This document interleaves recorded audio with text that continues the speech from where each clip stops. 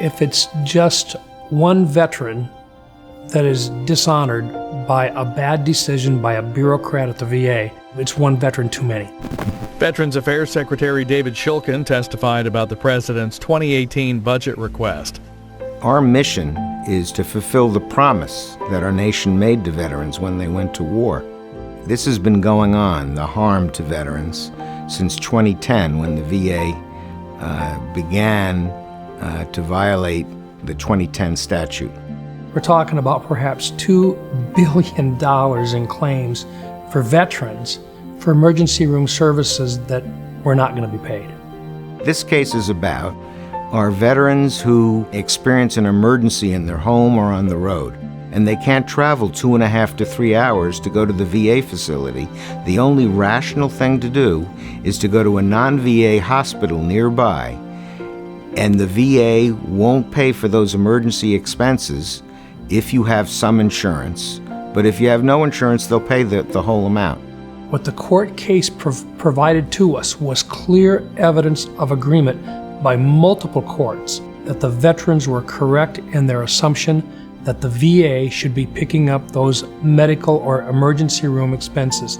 A lot of these veterans suffered grave financial hardship, paying or trying to pay these expenses that VA was obligated by law to pay for them.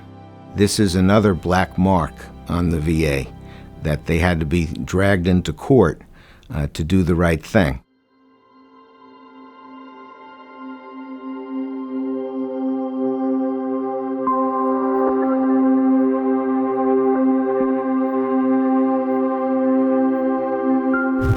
When we make a promise, we honor that promise. And I think that's what veterans are expecting from the VA. I guess my question, sir, would be what is the status of the Staab appeal, which is the appeal on the Emergency Care Fairness Act? At what point will the VA formally request the necessary funds to pay for the emergency care for our veterans? After considering what you said, and also I think Senator Blumenthal, I have decided to voluntarily withdraw the appeal to the Staab case. It was a great example of NVLSP being able to take care of our veterans. We will make a difference. We will make them accountable. We want to reform the VA. We've made major changes this year. The new policy, which will require payment by the VA, will continue for tens of thousands of veterans in the future.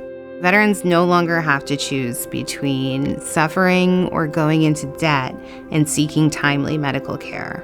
It made a difference not just for Mr. Staab, but for probably 600,000 veterans that will now benefit from this particular issue being resolved, not in favor of the VA, but in favor of the veteran.